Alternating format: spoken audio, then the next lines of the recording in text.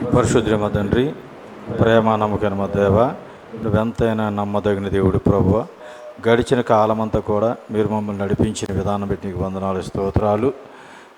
గత సంవత్సరాలు, గత నెలలు, గత వారాలు, ప్రతి పగలు, ప్రతి రాత్రి, ప్రతి స్థలంలో, ప్రతి సందర్భంలో, ప్రతి విషయంలో నువ్వు నడిపిస్తున్న విధానానికి వందనాలు, స్తోత్రాలు. మరి వైజాగ్ దువ్వాడలో, మరి ఈ శాంతి సంఘంలో మరి ఇంతవరకు మీరు నడిపించిన కార్యక్రమాలు పెట్టి స్తోత్రాలు. మరి పోయిన వారం నుంచి ఈ వారం వరకు మమ్మల్ని నడిపించి కాచి కాపాడి సజీవ లెక్కలు ఉంచి మరి ఈ విధంగా 16వ తారీఖున మరి ఏప్రిల్ నెల 25వ సంవత్సరంలో ఈ బుధవారం సాయంత్రం ఈ రకంగా మేము సజీవ లెక్కలో ఉండి మమ్మల్ని సమకూర్చింది నీవే నమ్ముతున్నాం. మాకు ఇచ్చిన ధన్యత కొరకు, నీ వాక్యం ధ్యానం చేయడానికి ఇచ్చిన కృప కొరకు వందనాలు. ఆదిమాను నేటిమాను బైబిల్ వర్ష క్రమంలో ప్రభువా మరి కొత్త నిబంధనకు వచ్చాం. మరి సువార్త ప్రారంభకాలం మొదటి భాగం పోయిన వారం ధ్యానం చేసాం. ఈరోజు రెండో భాగం ధ్యానం చేస్తున్నాం. ఈ రోజుతో సువార్త ప్రారంభకాలం అయిపోతుంది కనుక ఇందులో సువార్తల్లో ఉన్న విషయాలని ప్రభు మేము కాలక్రమంగా ఈరోజు స్టడీ చేయాలనుకుంటున్నాం నీ జీవిత చరిత్రని. కనుక మీ పరిశుద్ధాత్మ ద్వారా మాకు బయలుపరచండి. ఇది మా వల్ల అయ్యే పని కాదు, ఇది మీరే నాకు బోధించి నా ద్వారా మీ ప్రజలకు బోధించి స్థానిక సంఘానికి, సార్వత్రిక సంఘానికి ఆశీర్వదకరంగా, నీ నామానికి భయంకరంగా ఈ కార్యక్రమాన్ని జరిగించి నేను వీడియో చేస్తున్న, రికార్డింగ్ చేస్తున్న బాబును, అలాగే సేవకులను, వచ్చినటువంటి పిల్లలను, సంఘస్థులందరినీ, ఇక్కడ జరుగుతున్న కార్యక్రమాలన్నింటినీ మీరు ఆశీర్వదించండి, దీవించి మీరు మాత్రమే మహిమ పొందుకోమని మా ప్రభును రక్షకుడైన యేసుక్రీస్తు వారి పరిశుద్ధ నామాన్ని బట్టి స్తుతించి ప్రార్థించి బతిమలాడి వినయపూర్వకంగా కొడుచున్నాం తండ్రి, ఆమేన్. మమ్ము నడిపించు యేసునాదా నీకు వందనమయ్యా, ఆలోన జీవించు నాదు ప్రియుడా నీకు వందనమయ్యా. మమ్ము నడిపించు యేసునాదా నీకు వందనమయ్యా, మాలోన జీవించు నాదు ప్రియుడా నీకు వందనమయ్యా. వెలుగై వచ్చావు, మార్గము చూపావు నీకు వందనమయ్యా. వెలుగై వచ్చావు, మార్గము చూపావు నీకు వందనమయ్యా. నాశనము నుండి కాపాడినావు నీకు వందనమయ్యా. నాశనము నుండి కాపాడినావు నీకు వందనమయ్యా. మమ్ము నడిపించు యేసునాదా నీకు వందనమయ్యా, మాలోన జీవించు మాదు ప్రియుడా నీకు వందనమయ్యా. హల్లెలూయా. ప్రియులారా, ఈరోజు మనం సువార్త ప్రారంభ యోగం రెండో భాగం చూస్తున్నాం. మీకు బోర్డు మీద రాసిన రీతిగా సువార్త ప్రారంభ యోగం BC 4 నుంచి AD 33 మధ్య జరిగిన దాన్ని సువార్త ప్రారంభ యోగం అంటాం. మనం ఈరోజు రెండో భాగం. మొదటి భాగంలో మనం ముఖ్య సంఘటనలు చూసాం, ముఖ్య వ్యక్తులు చూసాం. అందులో ముఖ్య వ్యక్తులు యోహాను మాత్రమే చూసాం, యోహాను జీవిత చరిత్ర. యేసుక్రీస్తు జీవిత చరిత్ర ఇంకా చూడలేదు, ఈరోజు చూస్తున్నాం. సమకాలికులు చూసాం. సమకాలికులు ఎవరంటే రోమా చక్రవర్తులు చూసాం. రోమా చక్రవర్తులు అంటే ఇక్కడ ఉంటారు, ఇది రోములో పరిపాలిస్తారు వీళ్ళు. యేసుప్రభు వారు పుట్టినప్పుడు చక్రవర్తి కైసర్ ఔగుస్తు, ఆయన సిలువేసినప్పుడు తిబేరి కైసర్. అలాగే ఇశ్రాయేల్ దేశంలో పాలకులు చూసాం. ఇశ్రాయేల్ దేశంలో అంటే యోదయాలో మహాహేరోదు ఆయన పుట్టినప్పుడు. ఆయన చనిపోయిన తర్వాత ఆయన కుమారుడు అర్కిలై కూడా పరిపాలించాడు. అర్కిలై బహిష్కరణ చేయబడిన తర్వాత పొంతి పిలాతు వచ్చాడు. అంటే యేసుప్రభు వారు పుట్టినప్పుడు మహాహేరోదు యోదయాన్ని పరిపాలిస్తున్నాడు. ఆ తర్వాత యేసుప్రభు వారు ఐగుప్తు నుంచి వచ్చినప్పుడు అర్కిలై పరిపాలిస్తున్నాడు. యేసుప్రభు వారిని సిలువేసినప్పుడు పొంతి పిలాతు పరిపాలిస్తున్నాడు. అలాగే ఈ సమరయ మరి ఈ గలిలే ప్రాంతాలు, ఈ పెరయ ప్రాంతాలకి మహాహేరోదు కొడుకు హేరోదు అంతిప పరిపాలించాడు. హేరోదు తర్వాత తన ముగ్గురు కుమారుల్లో యోదయాన్ని అరికలే పరిపాలిస్తే, గలిలయ పెరయాన్ని హేరోదు అంతిపై పరిపాలిస్తే, ఫిలిప్పు ఇతూరియా త్రికోనితి ప్రాంతాలని పరిపాలించాడు. హేరోదు ముగ్గురు కుమారులు ఈ విధంగా ఆ రాజ్యాన్ని పంచుకున్నారు. హేరోదు తర్వాత మహాహేరోదు కొడుకులు. ఇది యోదయాలో అంటే ఇశ్రాయేల్ దేశంలో పాలకుల గురించి. చుట్టుపక్కల ప్రాంతాల దేశాల అధికారులు. యేసుప్రభు వారు పుట్టినప్పుడు లోకాసువార్త 2వ అధ్యాయంలో మనం చూస్తాం, సిరియాని పరిపాలిస్తున్నటువంటి లుషానియా అని ఉంటుంది. అలాగే ఆ తర్వాత లోకాసువార్త 3వ అధ్యాయంలో మనం చూస్తాం, అబిలేనియా దేశాన్ని పరిపాలిస్తున్నటువంటి ఒక ఆయన, అదే సిరియాని పరిపాలిస్తున్న కురేనియు, అబిలేనియా దేశాన్ని పరిపాలిస్తున్నవాడు లుషానియా. లోకాసువార్త 2వ అధ్యాయం 1వ వచనంలో సిరియాని పరిపాలిస్తున్నవాడు కురేనియు జనసంఖ్య రాసేటప్పుడు, ఈ అబిలేనియా దేశాన్ని పరిపాలించిన వాడు లుషానియా. వీరు ఇతర ప్రాంతాలకు ఉన్నటువంటి అధికారులు.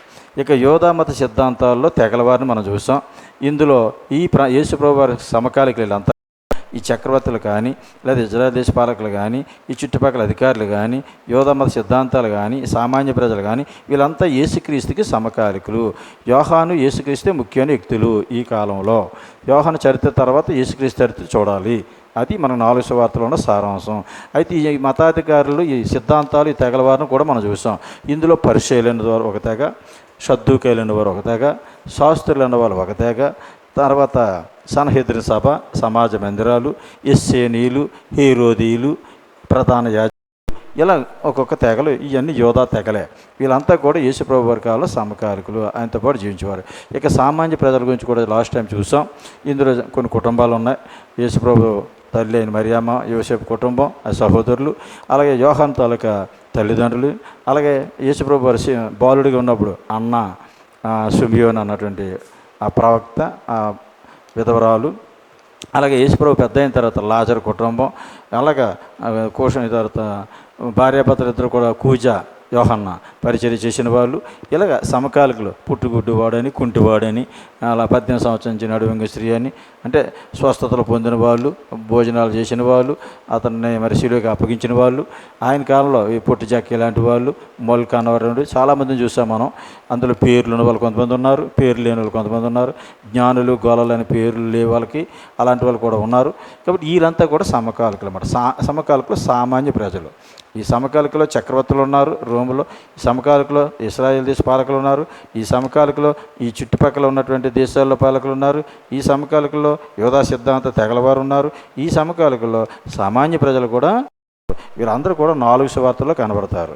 ఇది మన యేసుక్రీస్తు జీవిత చరిత్రను అర్థం చేసుకోవడానికి ముందుగా మనం సిద్ధపడే విషయాలు. మీకు ముఖ్య సంఘటనలో కూడా చెప్పాను.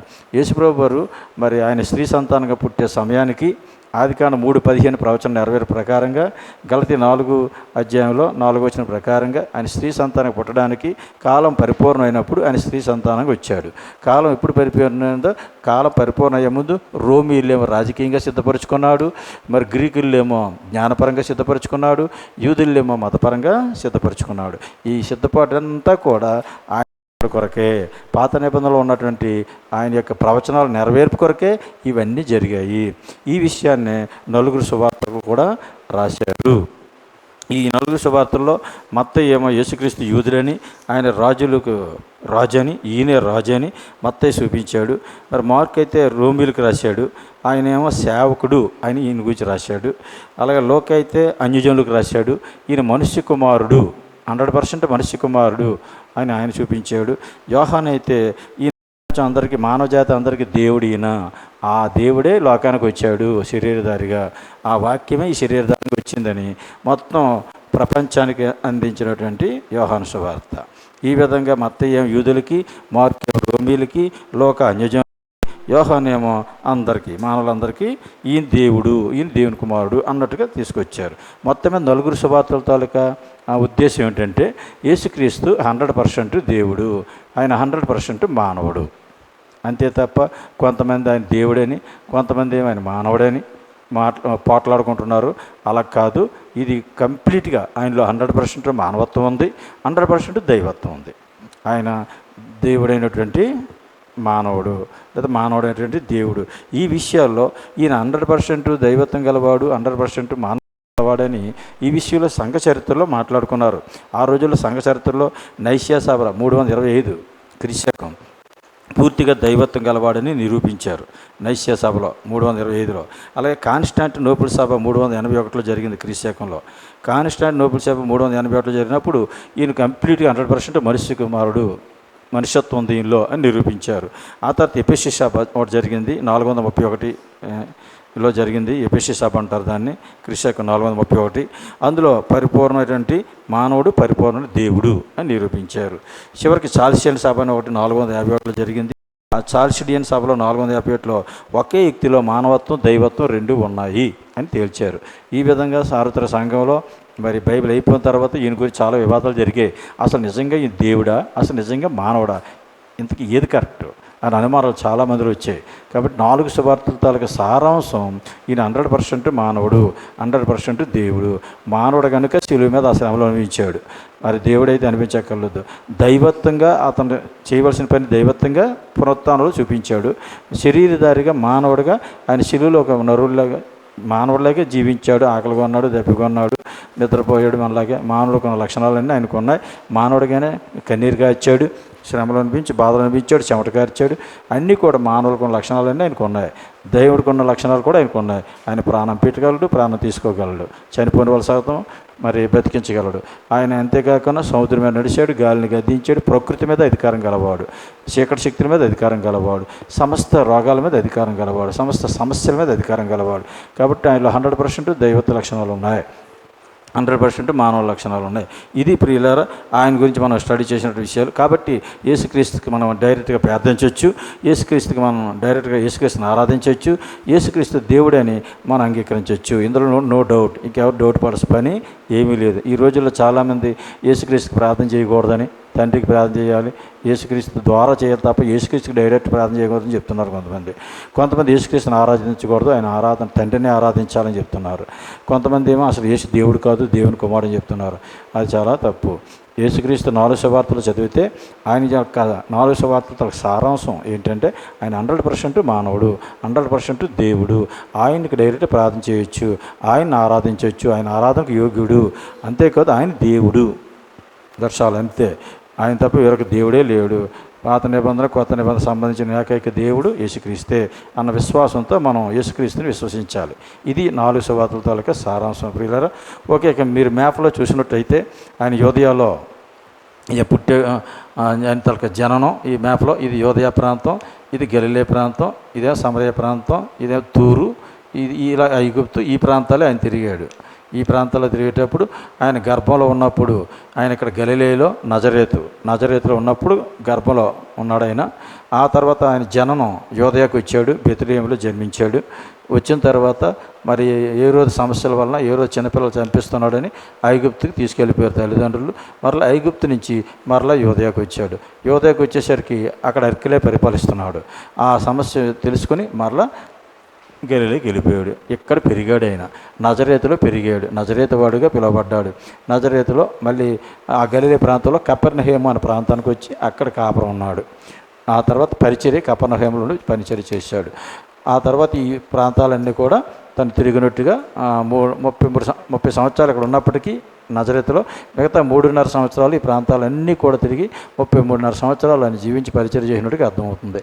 ఆయన సువార్తల్లో సమరయ వెళ్ళినప్పుడు ఏం చేశాడు, యోదయ వెళ్ళినప్పుడు ఏం చేశాడు, గలిలే వెళ్ళినప్పుడు ఏం చేశాడు, పెర వెళ్ళినప్పుడు ఏం చేశాడు, దెక్కపూలిలో ఏం చేశాడు, తూరు ప్రాంతంలో ఏం చేశాడు, ఇవన్నీ కూడా మనకి సువార్తల 4లో మనకి కనపడతాయి. ఈ ప్రాంతాలు తిరిగాడు, ప్రపంచం అంతా ఎక్కడికి వెళ్ళలేదు. ఆయన ఒక్కడే ఆయన సువార్త ప్రారంభించాడు. ఆయన ఒక్కడే ఈవేళ ప్రపంచవ్యాప్తంగా అన్ని ఖండాల్లో అన్ని దేశాల్లో కూడా ఆయన సువార్త అందరికీ అందేటట్టుగా తర్వాత దేవుడు చేశాడు. ఇది మ్యాప్లో మనం గమనించవలసిన విషయాలు. ఇప్పుడు నేను కాలక్రమంగా మీకు నోట్స్ చెప్తాను, రాసుకోండి. అవసరమైతే బైబిల్ చేయండి. చదవలసిన విషయాల దగ్గర చదువుదాం. కొన్ని విషయాలు చదువుకుంటూ యేసుక్రీస్తు యొక్క జీవిత చరిత్రని కాలక్రమంలో మనం ధ్యానం చేద్దాం.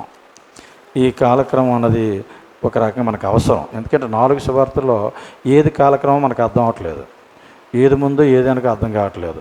మొత్తం అన్నీ కరెక్టే, కానీ ముందు వెనక ఏదన్నది మనకు అర్థం అవ్వట్లేదు.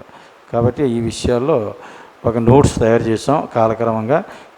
దీని ప్రకారం ప్రాక్టీస్ చేయొచ్చు. ఇంకా మీకు ఏమైనా దేవుడు ఆలోచన ఇస్తే అందులో మీరు ఏమైనా చేర్చుకోవచ్చు. యేసుక్రీస్తు జీవితము పరిచర్య. యేసుక్రీస్తు జీవితము అండ్ పరిచర్య కాలక్రమం.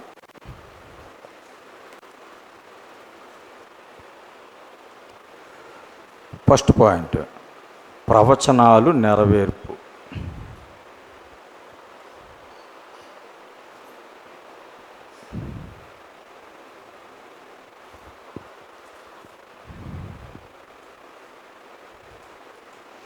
ప్రవచనాలు నెరవేర్పు.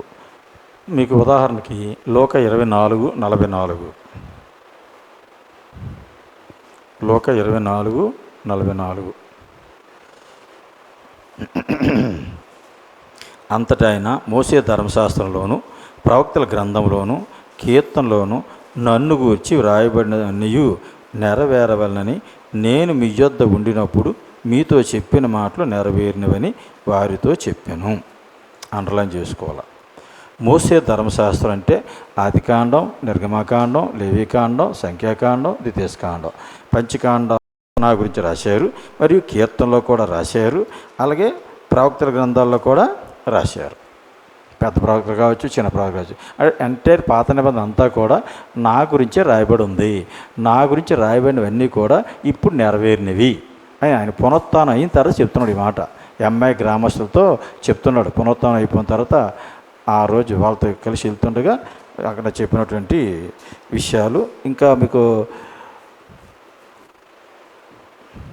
ఈ 27వ వచనం కూడా మీరు చూడవచ్చు. 24:27 వచనం, 24:27 నుంచి కూడా మనం చూస్తే, మోషేయు సమస్త ప్రవక్తలను మొదలుకొని లేఖనములన్నిటిలో తన్ను గూర్చి వచనముల భావం వారికి తెలిపాను.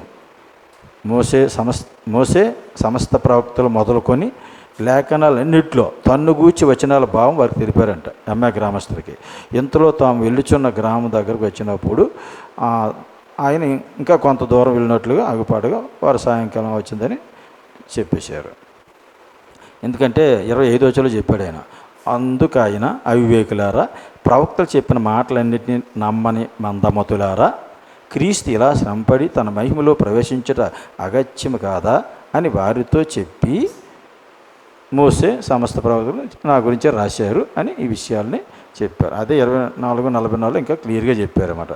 ధర్మశాస్త్రం, ప్రవక్తల గ్రంథాలు అంటే ఎంటైర్ పాత నిబంధన అన్నీ కూడా నా గురించే రాయబడి ఉన్నాయి.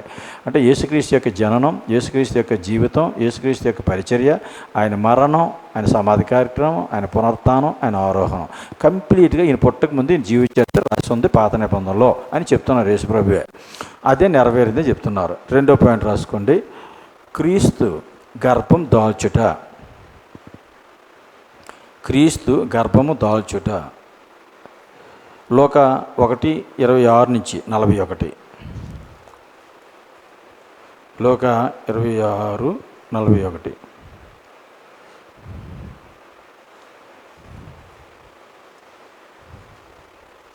మత్తయి 1:18 నుంచి 25. మత్తయి 1:18 నుంచి 25. నెక్స్ట్ అంటే ఈ క్రీస్తు గర్భం దాల్చడం అన్నది మీకు ఈ సందర్భం తెలిసి ఈ భాగాలు చేస్తే మనకు అర్థమైపోతుంది. అలా లోక 1:26-45 గబ్రియల్ దూత వెళ్ళి మరీతో నజరేతులో ఉన్నప్పుడు ఏం చెప్పింది అన్నది. అలాగే మత్తయి సువార్త అయితే యోసేపుకి వచ్చిన అనుమానం గురించి పరిశుద్ధాత్ముడు బోధించడం, ఇదంతా గర్భంలో ఉన్నప్పుడు జరిగిన సందర్భాలు. నెక్స్ట్ క్రీస్తు జననం.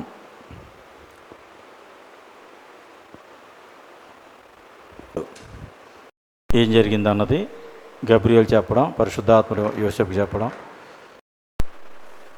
గబ్రియల్ ఏమో మరియాముకి చెప్పింది, పరిశుద్ధాత్ముడు ఏమో యోసేపుకి చెప్పాడు గర్భంలో ఉన్నప్పుడు. 3వ పాయింట్, క్రీస్తు యొక్క జననం. లోకా సువార్త 2వ అధ్యాయం 1 నుంచి 7 వచనాలు.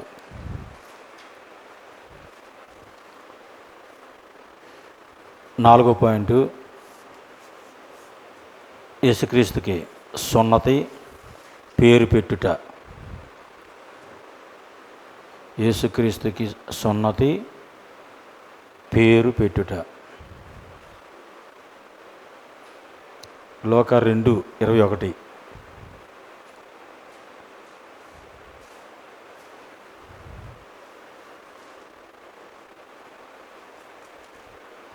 మీకు అక్కడ ఉంటుంది చూస్తే, బైబిల్ పక్కన పెట్టుకుంటే. ఆ శిశువునకు సున్నత చేయబడిన 8వ దినం. మనకు తెలుసు ఇశ్రాయేల్కి 8వ దినం చేస్తారు, కాబట్టి ఈయనకి దినాన్ని సున్నత చేశారు.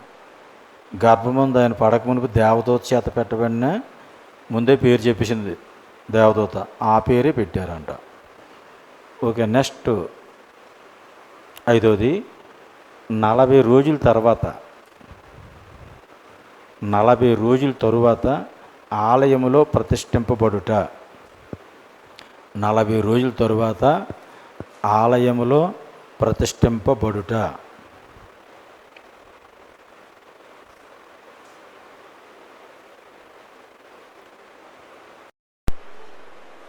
లోకా 2:22.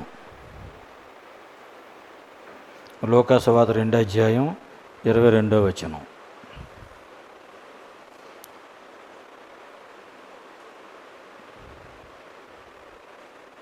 ఇది చాలా ఇంపార్టెంట్ ఇన్ఫర్మేషన్. ఇది యేసుక్రీస్తు జీవిత చరిత్రను కాలక్రమంలో పెట్టడానికి నాకు తలపైన తోకొచ్చింది. ఎన్ని బుక్కులు రిఫర్ చేసిన కాలక్రమం తెలియట్లేదు. సువార్తకులు ఎవరు కూడా కాలక్రమంలో వాళ్ళకి ఇన్ఫర్మేషన్ ఏది దొరికిందో అది రాసేశారు. ఇప్పుడు 4 సువార్తలు ఏది ముందు ఏది వెనక దేని తర్వాత ఏదో అర్థం కాకుండా ఆ 3.5 సంవత్సరాల పరిచర్య ఉంది. ఏదో దేవుని దయవల్ల ఒక రూట్ దొరికింది మనకి. ఇది మనం తయారు చేయడానికి దేవుడు సాయం చేశారు. ఓకే, 5వ పాయింట్ రాశారండి. 40 రోజుల తర్వాత ఆలయంలో ప్రతిష్ఠింపబడుట. లోకా 2:22. లోకా 2:22.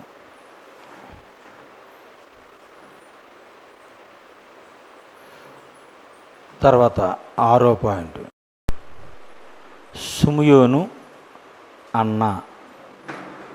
సిమియోను ప్రవక్త, అలాగే ఆసేరు గోత్రికురాలైన అన్న ఉంది కదా, ఈ వృద్ధులిద్దరు కూడా యేసును చూచుట, బాలుడైన యేసును చూచుట. అన్న మరియు సిమియోను ఇద్దరు కూడా ఆ బాలుడైన యేసును చూసి చాలా సంతోషిస్తారు. ఇది లోకా సువార్త 2:25 నుండి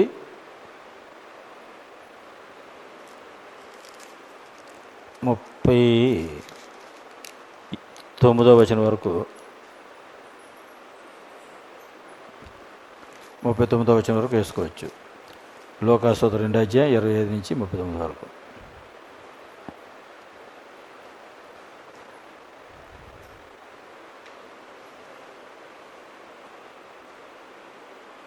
ఈ 2 సందర్భాలు కూడా చాలా ఇంపార్టెంట్ సందర్భాలు. ఎందుకంటే యేసుప్రభు వారు ఈ లోకానికి వస్తారని రక్షకుడిగా సిమియోను ప్రవక్త పరిశుద్ధాత్మ ముందే చెప్పాడంట. కాబట్టి ఆయన వచ్చే వరకు ఈయన పరిశుద్ధాత్మ ఉన్నట్టుగా ఆయన చూసిన తర్వాత నేను రక్షకుడిని చూశాను అంటున్నాడు చిన్నపిల్లని చూసి. ఈవేళ చాలా విచిత్రంగా ఉంటుంది. ఆయన వచ్చి జీవించి చనిపోయి తిరిగి లేచిపోయాడైనా ఆరోహణ అయిపోయాడు. 2000 సంవత్సరాలు అయింది. ఇప్పటికే కోట్ల మంది మారిపోయారు. ఇప్పటికీ కూడా ఇంకా కళ్ళు తెరవట్లేదు చాలామందికి. దేవుడు ఇంకా వాళ్ళకి గుడ్డితనమే ఉంది. కానీ ఈయన పుట్టకముందు ఆ చిన్నపిల్లోని చంటి పిల్లోని చూసి ఈయన లోకరక్షకుడని, అమ్మ నీ హృదయంలోంచి ఒక ఖడ్గం దూసుకుపోతుంది, ఆయన సిలువేయబడతాడని ముందే చెప్పాడు ఆయన. అంత అద్భుతం ఈ సిమియోను చెప్పడం లోకసువార్తలో. ఈ వృద్ధురాలు ఈవిడ కూడా అంతే. ఆసేరు గోత్రికురాలు అన్న అన్న ప్రవక్తలు కూడా మరి భర్త చనిపోయిన 84 సంవత్సరాలు విధవరాలుగా దేవాలయం విడవక దేవుని మందిరాన్ని అంటుకట్టుకుని ఉన్నదని ఈమె కూడా ఆ విమోచకుని చూశానని ఆమె కూడా అందరికీ ప్రకటించినట్టుగా మనకు అర్థమవుతుంది. ఓకే, నెక్స్ట్ 7వ పాయింట్ అండి, జ్ఞానులు. జ్ఞానులు యేసును దర్శించుట. జ్ఞానులు యేసును దర్శించుట. మత్తయి సువార్త 2:1 నుంచి 12.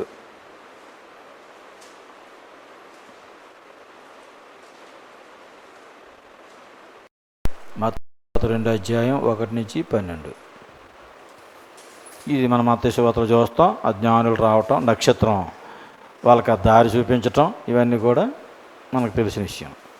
నెక్స్ట్ 8వది ఐగుప్తుకి పారిపోవుట. అంటే మీరు ఇంకా వివరంగా రాసుకోవచ్చు, నేను షార్ట్ కట్లో రాసుకున్నాను. మరియమ్మను యోసేపు బాలుడైనటువంటి యేసును ఐగుప్తుకు తీసుకొని వెళ్ళిపోవుట. ఐగుప్తు ఎక్కడుందో మీకు మ్యాప్లో కనబడుతుంది. యోదయ నుంచి బెత్లెహేము నుంచి ఐగుప్తుకి వెళ్ళిపోయారు వాళ్ళు. ఇదేమో ఐగుప్తు, ఇక్కడేమో యోదయ బెత్లెహేము. ఇక్కడ పుట్టాడు, ఆ చంటి పిల్లని తీసుకొని ఇక్కడికి వెళ్ళిపోయారు వాళ్ళు ఐగుప్తుకి. మత్తయి 2 అధ్యాయం 13 నుంచి 15. మత్తయి 2 అధ్యాయం 13 నుంచి 15.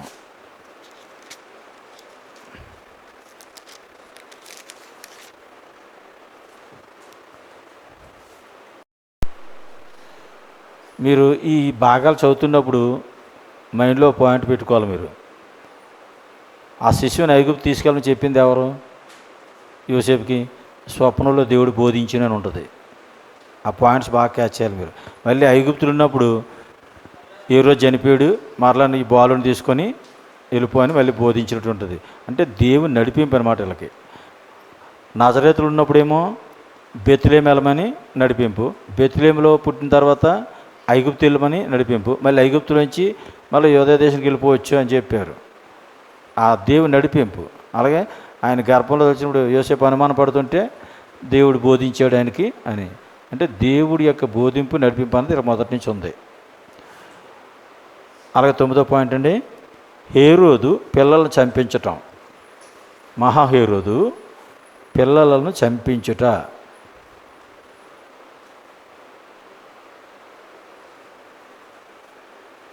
మత్తయి సువార్త 2 అధ్యాయం 16 నుంచి 18.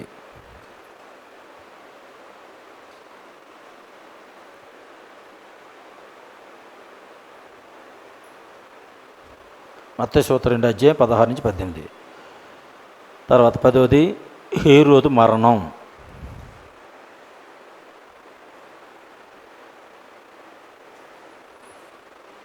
చూసారా, 2:19 ఉంది అది హేరోదు మరణం. హేరోదు చనిపోయిన తర్వాత ప్రభు దూత ఐగుప్తులో యోసేపుకు స్వప్నవంతు ప్రత్యక్షమై, నీవు లేచి శిశువుని తల్లిని తోడుకొని ఇశ్రాయేలు దేశానికి వెళ్ళుము, శిశు ప్రాణం తీయజూచుని వారు చనిపోయిరని చెప్పాను. అప్పుడు అతడు లేచి శిశువుని తల్లిని తోడుకొని ఇశ్రాయేలు దేశానికి వచ్చాను. అంటే 19 నుంచి 21 వరకు కూడా మీరు రాసుకోవచ్చు రిఫరెన్స్.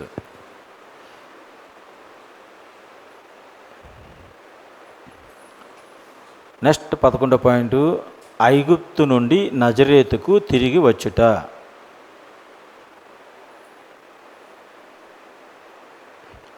ఐగుప్తు నుండి నజరేతుకు తిరిగి వచ్చుట. మత్తయి 21 నుంచి 23. 2 అధ్యాయం మత్తయి సువార్త 2 అధ్యాయం 21 నుంచి 23.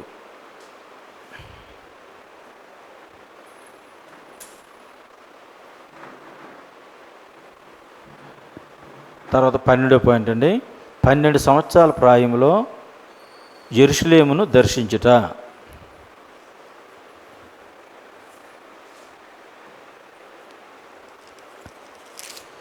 పన్నెండు సంవత్సరాల ప్రాయములో యెరూషలేమును దర్శించుట.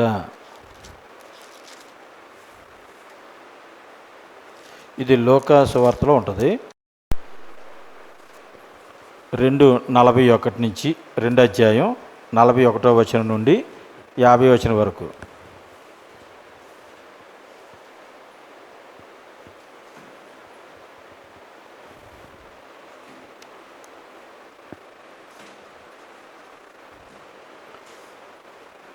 మనకు ఆ స్టోరీ తెలుసు. ఈ ఏటాట పస్కా పండగకి ఈయన యెరూషలేము వెళ్తున్నాడని, ఏటాట వెళ్తున్నాడని మామూలుగా అక్కడ రాసి ఏటాట యెరూషలేమునికి వెళ్ళుచుండేవారు అని 41వ వచనంలో రాశారు. అంటే 10 సంవత్సరాలు వెళ్తున్నాడు యేసుప్రభు. బాలు ఉన్నప్పుడు కాంచి యెరూషలేము వెళ్తున్నాడు పస్కా పండగకి. అయితే 12 ఏళ్ల వయసులో ఒక సిచ్యువేషన్ జరిగింది. ఏంటి జరిగిందంటే, ఈయన ఆ బోధకుల మధ్య కూర్చొని వాళ్ళతో వాదిస్తున్నాడు. ఆయన ఈ లోపల తండ్రులు ఇతను విడిచిపెట్టేసి మర్చిపోయి వెళ్ళిపోయారు. ఈ సంఘటన 12 సంవత్సరాల వయసులో జరిగింది. అంటే ప్రతి సంవత్సరం యెరూషలేము వెళ్తున్నాడు పస్కా పండగకి అన్నది మాత్రం మనం మైండ్లో పెట్టుకోవాలి. పాయింట్, బాప్తీసం యోహాను ద్వారా, అది కాదు, ఇది ముందు రాసుకోండి. బాప్తిస్మిచ్చి యోహాను యేసుకు మార్గం సరళం చేయుట. బాప్తిస్మిచ్చి యోహాను యేసుక్రీస్తుకి మార్గం సరళం చేయుట.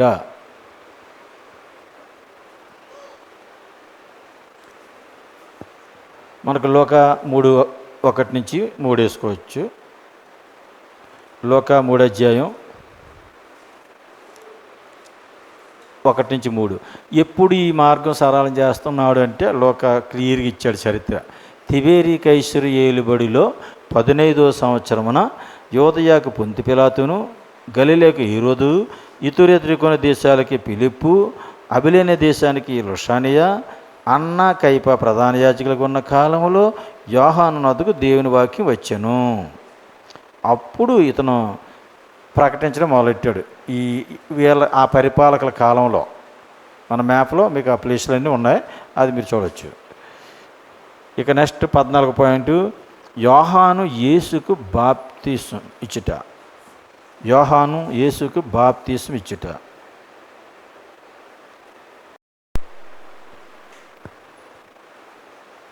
యోహాను యేసుకు బాప్తిసం ఇచ్చుట. మత్తయి 3:13-17. మత్తయి 3:13-17 మీకు క్లారిటీగా ఉంటుంది అక్కడ మత్తయి సువార్తలో. ఈయన బాప్తిసం తీసుకున్నప్పుడు దేవుని ఆత్మ పౌరు వలె దిగుట, ఈయన నా ప్రియకుమారుడు, ఈయన యందు నేను ఆనందించున్నాను అన్న మాటలు మీకు అక్కడ కనబడుతున్నాయి. నెక్స్ట్ 15 పాయింట్ 40 దినాలు ఉపవాసం. యేసుక్రీస్తు వారు 40 దినాలు ఉపవాసం ఉండుట.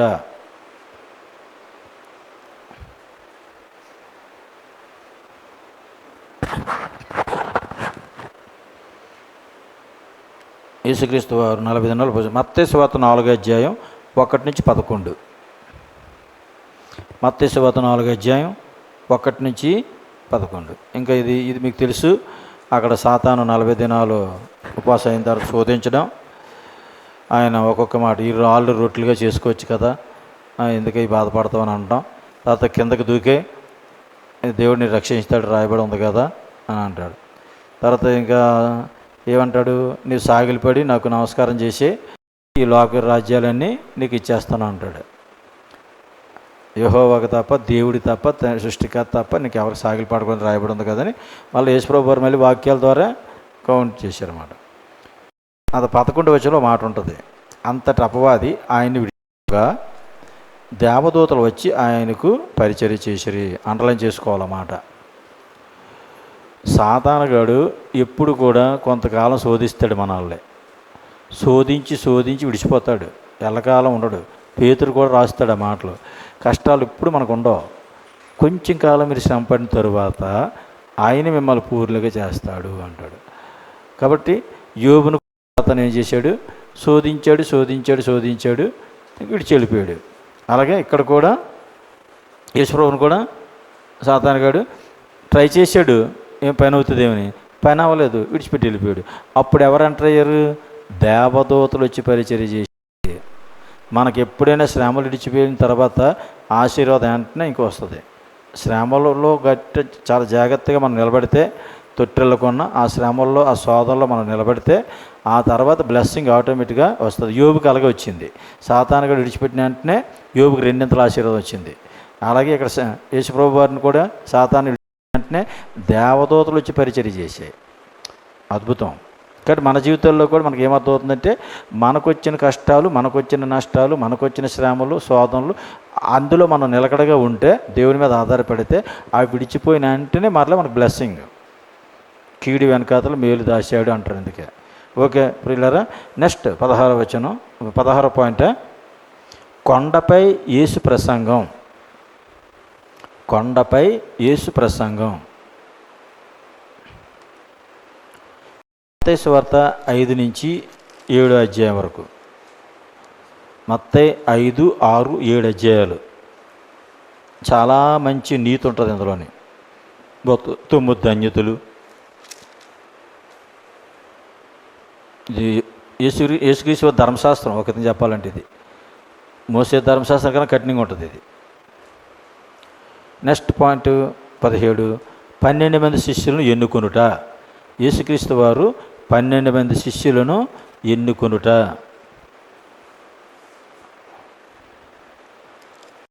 మత్తయి సువార్త 10:1-4.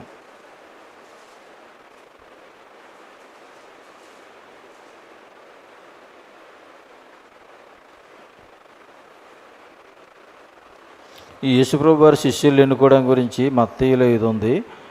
లోక 6:14 అనుకుంటున్నాను, చూడండి. లోక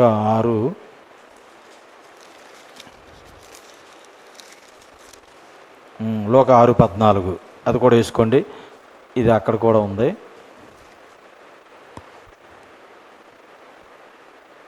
మార్కు 3:16 కూడా.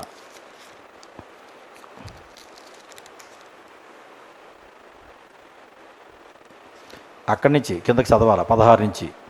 మొత్తం శిష్యుల పేర్లు ఉంటాయి. శిష్యులు పేర్లు కొద్దిగా మారుతుంటాయి. ఒక దగ్గర తద్ది అంటాడు, ఇంకో దగ్గర లబ్బి అంటాడు, ఒక దగ్గర పేతురు అంటాడు, ఇంకో దగ్గర సీమోన్ అంటాడు. కాబట్టి మొత్తం శిష్యుల పేర్లను ఒక దగ్గర పెట్టుకుంటే మనకి వాళ్ళకు డబల్ పేర్లు, ఒక్కొక్కరు 3 పేర్లు ఉంటాయి. అవన్నీ కూడా మనకు బయటకు వస్తాయి. ఓకే, నెక్స్ట్ మొట్టమొదటి 18వ పాయింట్ కదండి. మొట్టమొదటి పస్కా అంటే యేసుప్రభు వారు మొట్టమొదటి అంటే ఇంత 12 సంవత్సరాలకు పస్కాకి వెళ్ళాడు, అది కాదు. ఆయన సేవలోకి వచ్చిన తర్వాత 30 సంవత్సరాలకు ఆయన సేవలోకి వచ్చాడు. సేవలోకి వచ్చిన తర్వాత మొట్టమొదటి పస్కా పండగకి అటెండ్ అయ్యాడు ఈయన. యోహాను సువార్త 2:13-25. యోహాను సువార్త 2:13-25. మీకు యేసుప్రభు వారు సేవకి ఎప్పుడు వచ్చారు అన్నది మీకు రెఫరెన్స్ నోట్ చేసుకోండి. కాకపోతే లూకా సువార్త 3:23. లూకా 3:23లో యేసు బోధ మొదలుపెట్టినప్పుడు ఆయన దాదాపు 30 ఏండ్ల ఈడు గలవాడు. అదే లూకా సువార్త 2:42 చూసాం. 12 ఏండ్ల వయసు వచ్చేటప్పుడు ఆయన ధర్మశాస్త్ర ఉపదేశకులతో వాదిస్తున్నాడు యెరూషలేము వెళ్ళినప్పుడు. 12 ఏండ్లని రాశాడు లోక. అలాగే 3:23 30 సంవత్సరాలు వచ్చిన తర్వాత ఆయన బోధించడం మొదలెట్టాడు. యాజకులకి పాత నిబంధనలో 30 సంవత్సరాలు వచ్చే వరకు యాజక సేవ చేయకూడదు. యాజక సేవ చేయాలంటే 30 సంవత్సరాలు ఉండాలి. 30 సంవత్సరాలు రావాలి. అహరోను సంతానమై ఉండాలి, లేవీడై ఉండాలి. వాళ్ళే యాజకులుగా చేయాలి. యేసుప్రభు వారు అందుకే యాజకుడు, రాజు, ప్రవక్త అన్నీ ఈయనే కనుక ఇప్పుడు ఇవన్నీ కూడా ధర్మశాస్త్రం నెరవేర్పుగా జరుగుతున్నాయి. అందుకే 30 సంవత్సరాల వరకు మౌనంగా ఉన్నాడు. 30 సంవత్సరాల తర్వాత మొదలుపెట్టాడు. ఓకే, ఇంకా నెక్స్ట్ 19వ పాయింట్. యోహాను బాప్తిస్మిచ్చి యోహాను చంపబడుట. బాప్తిస్మిచ్చి యోహాను చంపబడుట.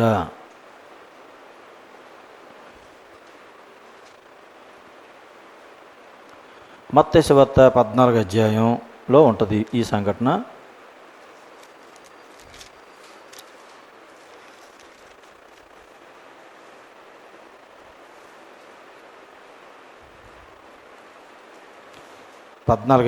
మీకు ఇంచుమించు 12వ వచనం వరకు, 1 నుంచి 12వ వచనం వరకు ఆ సంఘటన ఉంటుంది.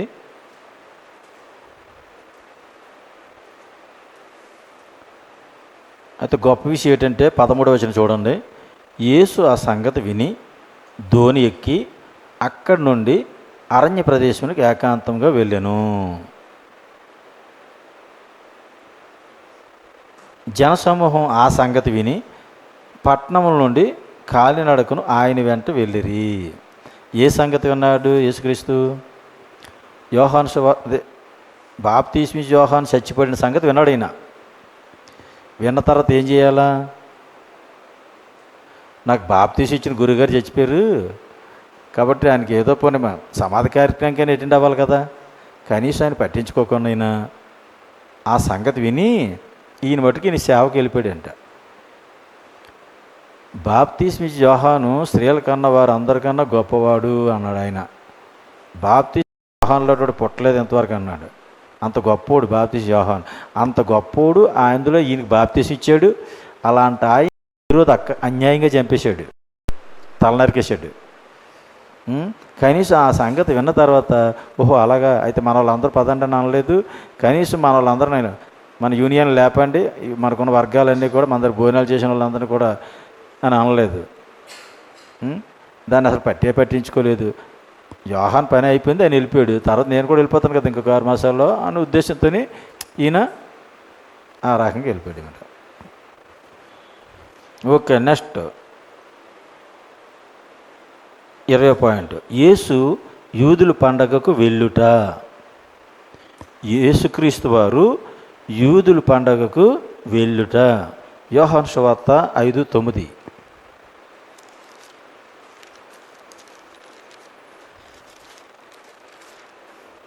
యోహాను సువార్త 5:9.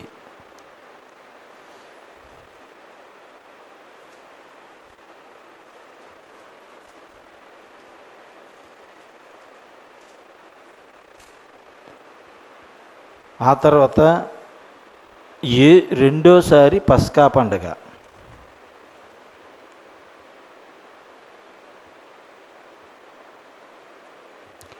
రెండోసారి పస్కా పండగకు యేసుక్రీస్తు వారు వెళ్ళుట.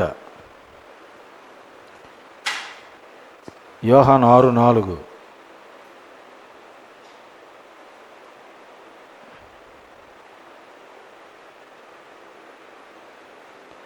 యోహాను 6:4.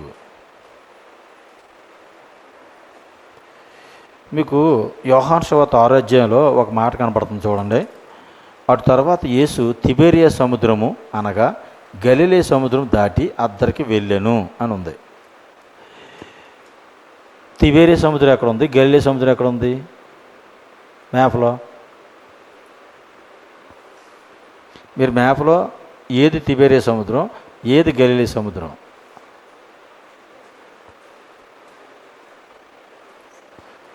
అందుకే 6వ అధ్యాయం మొదటి వచ్చిన మళ్ళీ చదవండి. 6వ అధ్యాయం మొదటి వచ్చిన మళ్ళీ చదవండి. అటు తర్వాత యేసు తిబెరియా సముద్రము అంటే అది, అందుకని మీకు చదివించాను. ఒకవేళ ఎప్పుడైనా మళ్ళీ తిబెరియా సముద్రం వేరేగా ఉందేమో అది చెప్పలేదు మ్యాప్లో అనుకుంటారు మీరు. గలిలే సముద్రానికి ఇంకో పేరు తిబెరియా సముద్రం. కింద ఏ సముద్రం ఉంది? యొర్దాను గీత ఉంది కదా. గలిలే సముద్రం నీరేమో ఈ గీత గుండా యొర్దాను గుండా ఇక్కడికి వస్తుంది. ఇదే సముద్రం మృత సముద్రం కదా. మృత సముద్రం ఒక్కోసారి ఉప్పు సముద్రం అంటాడు. ఉప్పు సముద్రాన్ని ఇదే. అరాబా సముద్రం అన్న ఇలాగా మృత సముద్రం అన్న ఇదే పేరు. దాన్ని ఉప్పు సముద్రాన్ని కూడా పిలుస్తారు. కొన్నింటికి 2-3 పేర్లు ఉంటాయి. ఇంతకీ తిబెరియను ఎవరు పిలుస్తున్నారు చూడండి. ఇప్పుడు తిబెరియా సముద్రం అన్న పేరు ఇంతకీ ఎవరి పేరున వచ్చింది? ఇది తిబెరి చక్రవర్తి ఉన్నాడు కదా, కైసరు, ఆయన పేరు అది. కైసర్ పేరున ఆ సముద్రం పిలువబడ్డది, తిబెరి కైసర్.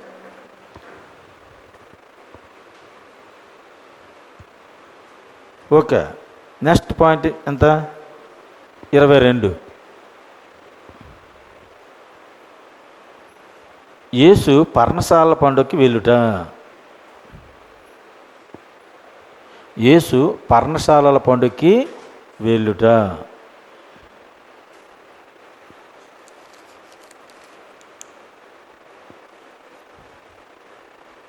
యోహాను సువార్త 7వ అధ్యాయం 2వ వచనం 10వ వచనం.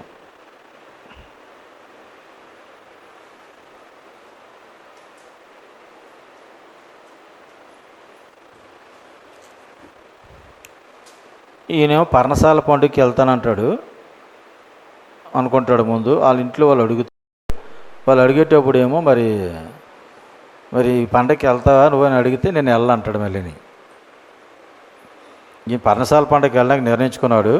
కానీ వాళ్ళ ఇంట్లో వాళ్ళు అడిగారు, వాళ్ళ సహోదరులు అడిగేసారు. కానీ ఏమంటాడంటే నేను అప్పుడే వాళ్ళు నా సమయంకి రాలేదంటాడు. ఆ తర్వాత వెళ్తాడు ఆయన 10వ వచనంలో. అయితే ఆయన సహోదరులు పండగకు వెళ్ళిపోయిన తరువాత ఆయన కూడా బహిరంగంగా వెళ్ళక రహస్యంగా వెళ్ళెను.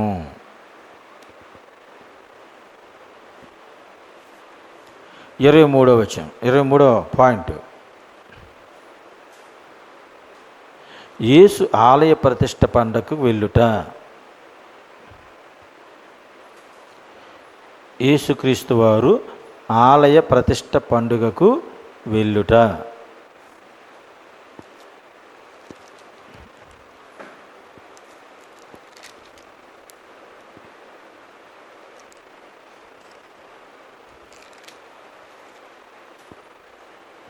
ఈయన అన్ని పండగలకు వెళ్తున్నాడు. ఈయన మనమే వెళ్ళట్లేదు. మనమంటే అన్యజనుల పండుగలు కాదు, క్రైస్తవ పండుగలకి. యోహాను సువార్త యేసు ఆలయ ప్రతిష్ఠ పండుగకు వెళ్ళుట. యోహాను సువార్త 10వ అధ్యాయం 22వ వచనం నుండి 39వ వచనం వరకు కూడా. యోహాను సువార్త 10వ అధ్యాయం 22 నుండి 39వ వచనం వరకు కూడా.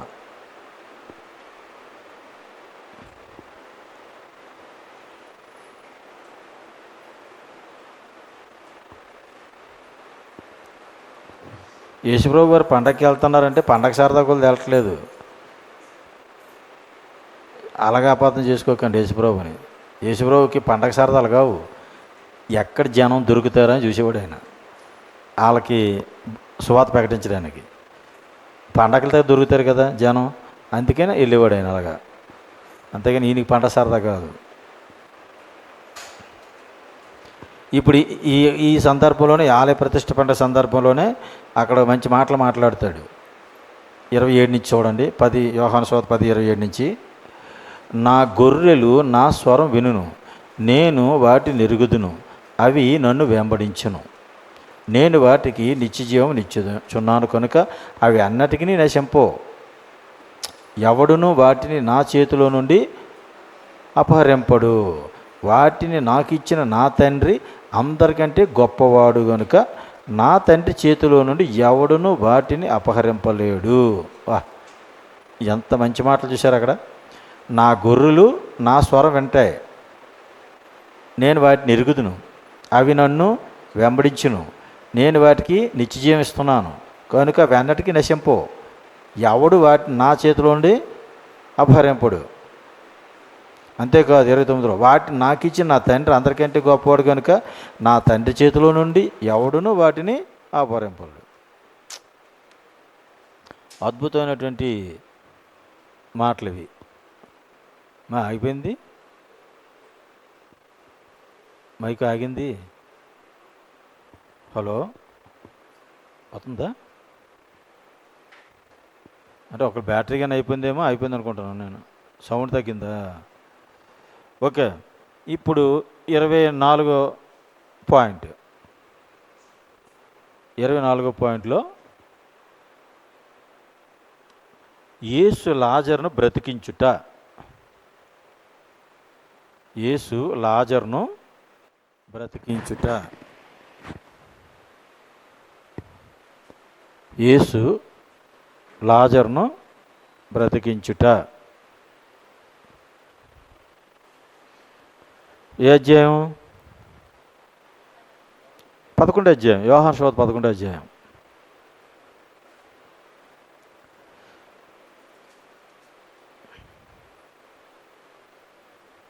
యోహాను సువార్త 11వ అధ్యాయంలో ఇప్పుడు మనం రాసింది 24వ పాయింట్. యేసు లాజరును బ్రతికించుట 24వ పాయింట్. ఒకసారి నేను మళ్ళీ మీకు రిపీట్ చేస్తున్నాను, ఒకసారి చెక్ చేసుకోండి. 19వ పాయింట్లో యోహాను చంపబడ్డాడు. 20వ పాయింట్లో యేసు యూదుల పండగకి వెళ్ళుట అయింది. 21లో రెండోసారి పస్కా పండగకి వెళ్ళుట, యోహాను 6:4. 22వ పాయింట్లో యేసు పర్ణశాల పండుగకి వెళ్ళుట, యోహాను 7వ అధ్యాయం 2వ వచనం నుండి 10వ వచనం. 2వ వచనం నుండి 10వ వచనం. యేసు పర్ణశాల పండుగకి వెళ్దాం. తర్వాత 23వ పాయింట్లో యేసు ఆలయ ప్రతిష్ఠ పండుగకు వెళ్ళుట. యేసు ఆలయ ప్రతిష్ఠ పండుగ వెళ్ళుట యోహాను సువార్త 10వ అధ్యాయం 22వ వచనం నుండి 39వ వచనం వరకు మీకు ఆల్రెడీ చెప్పాను. 24వ పాయింట్లో ఏముంది? యేసు లాజరును బ్రతికించుట, యోహాను సువార్త 11వ అధ్యాయం. ఇప్పుడు 25వ పాయింట్, పేతురు ఒప్పుకోలు మరియు యేసు సంఘం గురించి, యేసుక్రీస్తు సంఘం గురించి వాగ్దానం. యేసుక్రీస్తు ప్రభువారు సంఘం గురించి వాగ్దానం చేయుట. మత్తయి సువార్త 16వ అధ్యాయం. మత్తయి సువార్త 16వ అధ్యాయంలో మీకు అది కనబడుతుంది.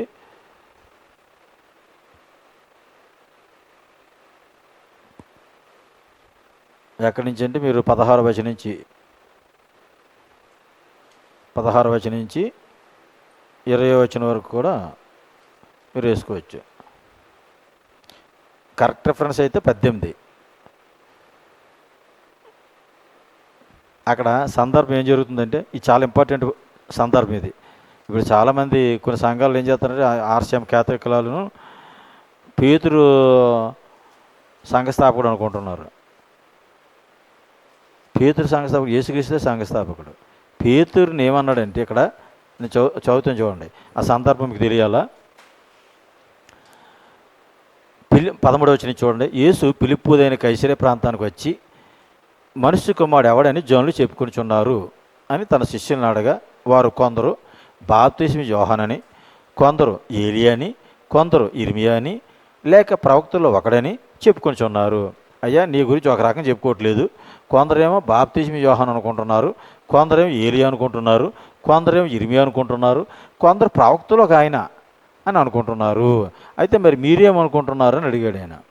15వ వచనం. అందుకే ఆయన మీరైతే నేను ఎవడైనా చెప్పుకొనిచున్నారో అని అడిగాను. అందుకు సీమోన్ పేతురు వెంటనే టప్పని చెప్తాడు ఈయన.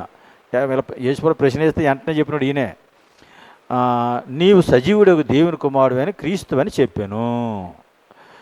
అందుకు ఏమన్నాడు చూడండి. అందుకు యేసు, సీమోను బర్యోనా, నువ్వు ధన్యుడో, పరలోకమందు నా తండ్రి ఈ సంగతి నీకు బయలుపరిచినే కానీ నరుల్లో నీకు బయలుపరచలేదు.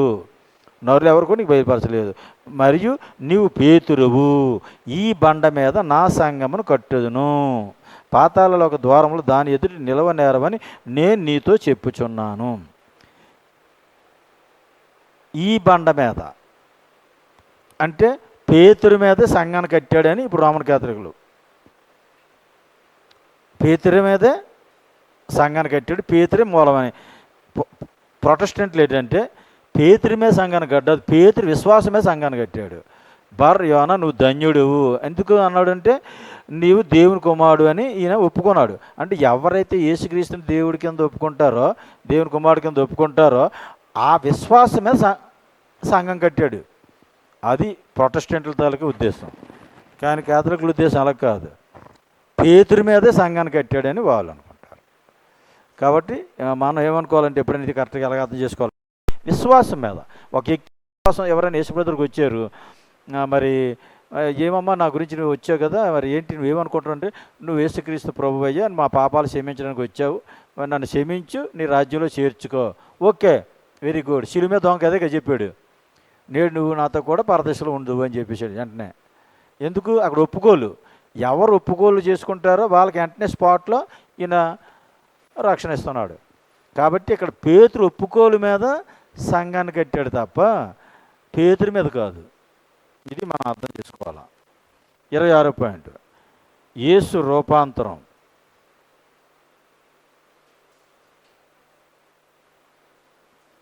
యేసు రూపాంతరం. మత్తయి సువార్త 17వ అధ్యాయం. వాయిస్ వినపట్లేటుంది. నా వాయిస్ ఇది నాకే వినపడుతుంది, మీకు ఏమైనా వినపడుతుంది? మైకులో అవుతుంది అసలు? అయిపోయింది అంటారా బ్యాటరీ? కానీ మీకు వినపడుతుందా మైకు? మత్తయి సువార్త 17వ అధ్యాయం. యేసు రూపాంతరం చెందుట.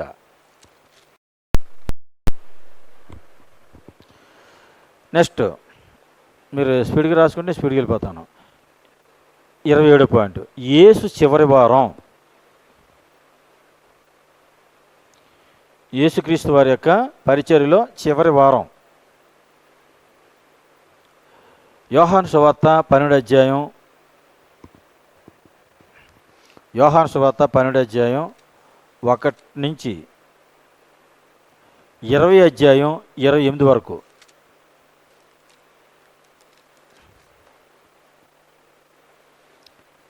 యోహాను సువార్త 12 అధ్యాయం మొదలుకొని 20 అధ్యాయం 28 వచనం వరకు కూడా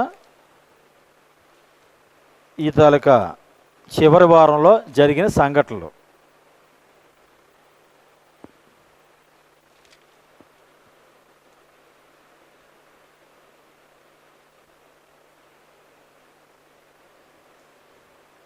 నెక్స్ట్ పాయింట్ 28, పస్కాకు 6 రోజుల ముందుగా, పస్కాకు 6 రోజుల ముందుగా అంటే బ్రాకెట్లో శనివారం అని రాసుకోండి. శనివారం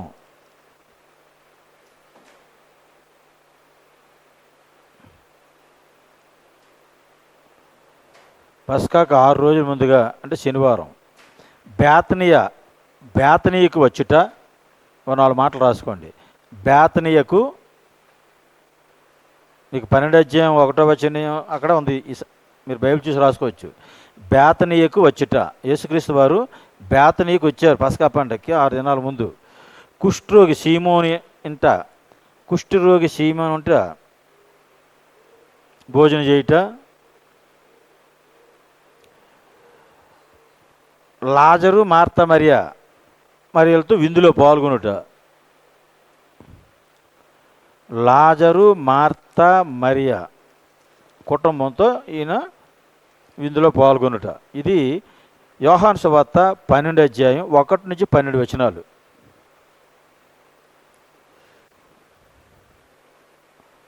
అంటే 7వ పాయింట్ ఉంది కదండి, చివరి వారం అనేది. ఆ చివరి వారంలో ఏ రోజు ఏం జరిగిందని వివరిస్తున్నాను ఇప్పుడు కింద మీకు. శనివారం నాడు జరిగింది ఇది, యోహాను 12, 1 నుంచి 12. నెక్స్ట్ ఆదివారం 29వ పాయింట్, ఆదివారం గాడిదపై యెరూషలేమునకు వచ్చుట. మొన్న మట్లాదివారం మీరు ధ్యానం చేసి ఉంటారు సంఘాల్లో. ఆదివారం నాడు గాడిదపై యెరూషలేమునకు వచ్చుట, ఆలయమును శుభ్రపరచుట, అంజూరపు చెట్టును శపించుట. ఇవన్నీ కూడా ఆదివారం నాడు జరిగాయి, అయిపోయిన ఆదివారంలో. దీనికి రెఫరెన్స్లు మత్తయి సువార్త 21 అధ్యాయం, మార్కు సువార్త 11 అధ్యాయం, లూకా సువార్త 19 అధ్యాయం,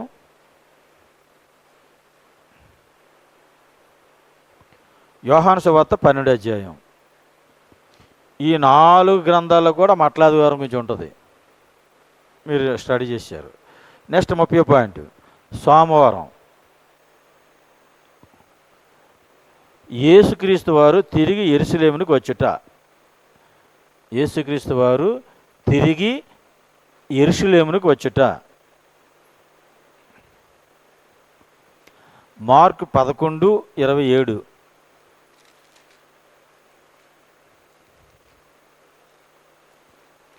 మార్కు 11:27.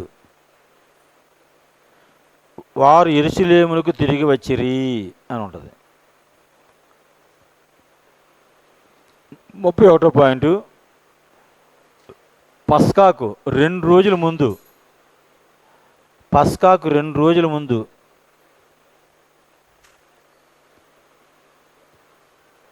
బేతనీయకు రావటం మరియు యేసును అభిషేకించుట. బేతనీయకు వచ్చుట మరియు యేసును అభిషేకించుట.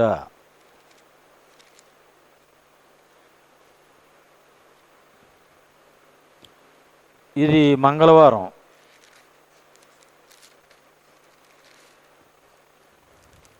మత్తయి సువార్త 26 అధ్యాయం 1 నుండి 13 వచనాలు.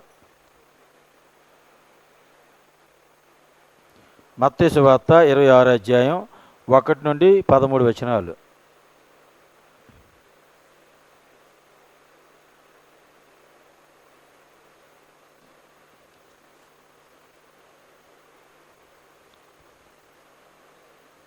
నెక్స్ట్ 32 మేడపై గదిలో సంఘటనలు. మేడపై గదిలో జరుగుతున్న సంఘటనలు.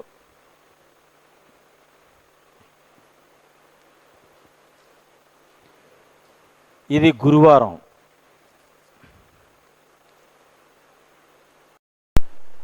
మత్తయి సువార్త 26 అధ్యాయం, మార్కు సువార్త 14 అధ్యాయం, లూకా 22 అధ్యాయం, యోహాను సువార్త 13-14 అధ్యాయాలు.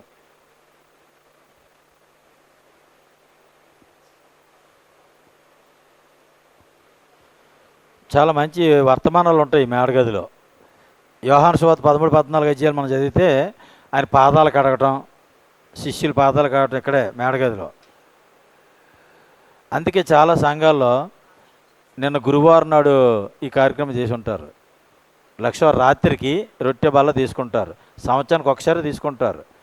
మిగతా సంఘాల్లో వారం ఆదివారం నెలకు ఒకసారి అలా తీసుకోరు, సంవత్సరానికి ఒకసారి తీసుకుంటారు. అది గుడ్ ఫ్రైడేకి ముందు తీసుకుంటారు, గురువారం రాత్రికి తీసుకుంటారు. పాదాలు కూడా కడుక్కుంటారు, ఒకళ్ళ పాదాలు ఒకళ్ళు. ఇది కొన్ని సంఘాల్లో ఉంది ఆచారం, ప్రతి సంవత్సరం చేస్తారు. ఎందుకంటే యేసుప్రభు వారు ఆ మాట ఎక్కడ చెప్పారంటే, కాబట్టి ప్రభువును బోధకుడినైన నేను 13-14లో ప్రభువును బోధకుడైన నేను మీ పాదాలు కడిగిన యెడల మీరును ఒకరి పాదములు ఒకరు కడగవలసి ఉన్నదే.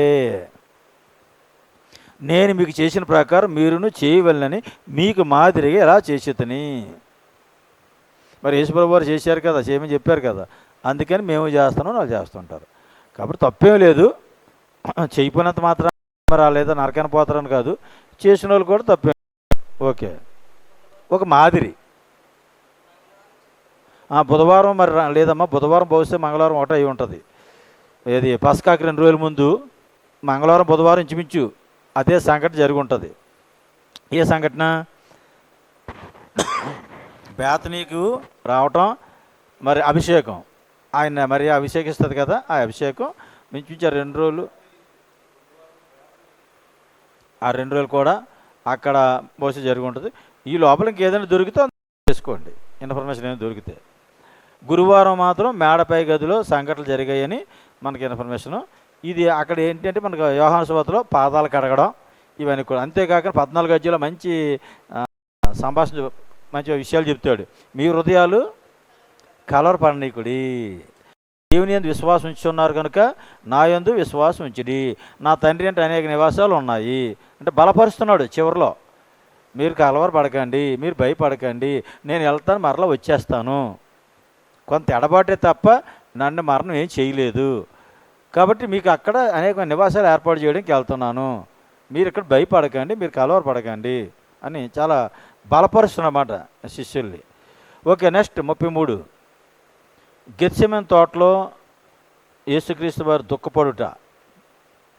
గెత్సెమనే తోటలో యేసుక్రీస్తు వారు దుఃఖపడుట. ఇస్కరియోతు యూదా నమ్మక ద్రోహం.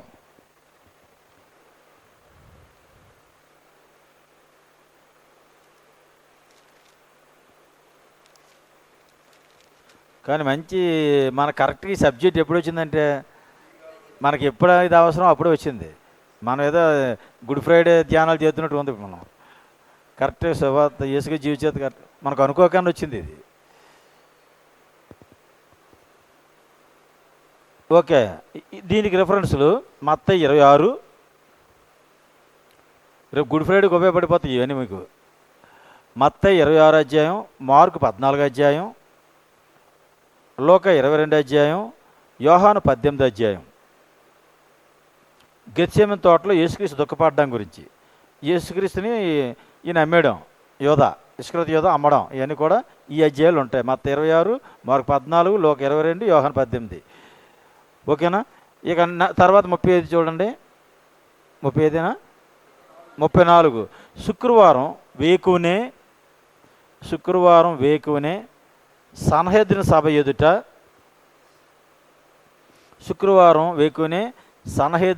ఎదుట యేసుక్రీస్తు వారిని నిలబెట్టడం. ఇది అయిపోయిన తర్వాత నేను చిన్న కాలక్రమం చెప్తాను. ఈ కాలక్రమంకి దానికి చిన్న తేడా ఉంది. ఇది రాసేయండి. నేను అసలు ఆయనకి ఎన్ని తీర్పులు జరిగాయి, ఎక్కడి నుంచి ఎక్కడికి వెళ్ళాడు, మొత్తం 7 సందర్భాలు ఉంటాయి. నేను చెప్తాను, మీరు రాసుకుందరు. ఇది మామూలు రాసేయండి. శుక్రవారం వేకునే సన్హెద్రిన సభ ఎదుట లోక 22 అధ్యాయం 66 నుంచి 71. లోక 22 అధ్యాయం 66 నుంచి 71. నెక్స్ట్ 35.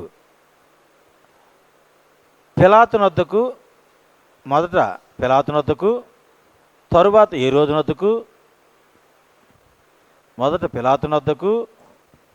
ఏ రోజునొద్దకు తిరుగుట. యేసుక్రీస్తు తిప్పడం. ఇది శుక్రవారం ఉదయం జరిగిందంట. శుక్రవారం ఉదయం మరలా పిలాతు యొద్దకు తీసుకొని వచ్చుట. ఇది మత్తయి సువార్త 26 అధ్యాయం 27 అధ్యాయం, మార్కు సువార్త 14-15 అధ్యాయాలు, లూకా సువార్త 22-23 అధ్యాయాలు, యోహాను సువార్త 19వ అధ్యాయం.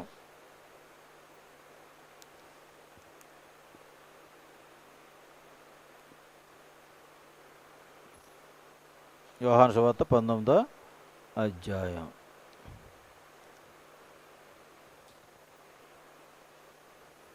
ఓకే. ఈ భాగాల్లో మనకేం కనబడుతుంది? ఫస్ట్ పిలాతు దగ్గరికి వెళ్తాడు. పిలాతు తీర్చుతుండగా ఈ గలిలే వాడిని తెలుస్తుంది. మళ్ళీ ఏ రోజు దగ్గర పంపుతాడు. ఏ రోజు అంటాడు, ఈ తీర్పు తీర్చడం నాకు అక్కలేదు, పిలాతు దగ్గర పంపించండి, మళ్ళీ పిలాతు దగ్గర పంపిస్తాడు ఈ సందర్భాలు. ఓకే. Next 37 point 36. ఉదయం 9 గంటలకి సిలువ వేయుట. 3 గంటలకి చీకటి. 3 గంటలకి చీకటి అవుట. అమ్మా, ఇవన్నీ కూడా మీ ముందు ఇచ్చిన రిఫరెన్స్లో ఇచ్చేస్తాయి. ఏ రోజు తీర్పులోను ఏ రోజు ఎలగాలం చేశాడు, పిలాతు ఎలగాలం చేశాడు, ముందు మీకు ఇచ్చిన రిఫరెన్స్లో ఉన్నాయి అవన్నీ కూడా. ఈయనకి ఎలాగ అవమానాలు జరిగాయి అన్నది అంటే వాళ్ళ సమక్షంలో జరిగాయి కదండి, వాళ్ళ నాయకుల సమక్షంలో జరిగాయి కదా. అందుకని ఆ సందర్భాలు అక్కడే మనం రాసుకోవాలి. ఏ రోజు దగ్గరికి వెళ్తే ఏ రోజు ఎలగెగతాలు చేశాడు, పిలాతు దగ్గరికి వెళ్తే పిలాతు ఎలగెగత చేయించాడు. ఇలాగా ఉదయం 9 గంటల నుండి సిలువ వేయుట, 3 గంటలకి చీకటి. ఇది మత్తయి సువార్త 27 అధ్యాయం 35వ వచనం, మార్కు సువార్త 15 అధ్యాయం 24వ వచనం, లూకా సువార్త 23 అధ్యాయం 33వ వచనం,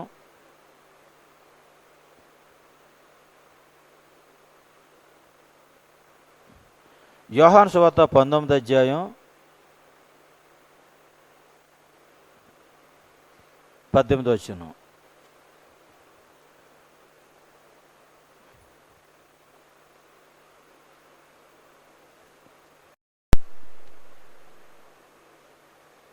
నెక్స్ట్ 37. శుక్రవారం మధ్యాహ్నం 3 గంటలకు మరణించుట. శుక్రవారం మధ్యాహ్నం యేసుక్రీస్తు వారు శిలువలో 3 గంటలకు మరణించుట.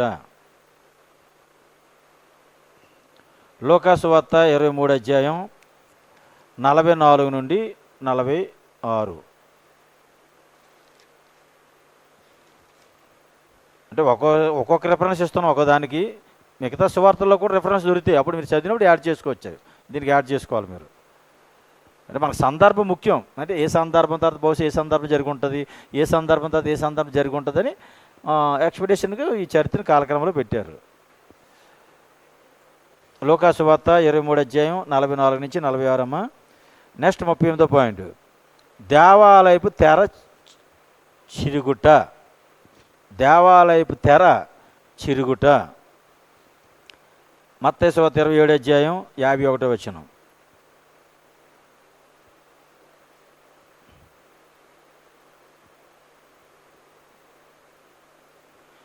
నెక్స్ట్ 39, భూకంపం సంభవించుట. సేమ్ రిఫరెన్స్ మత్తయి 27:51.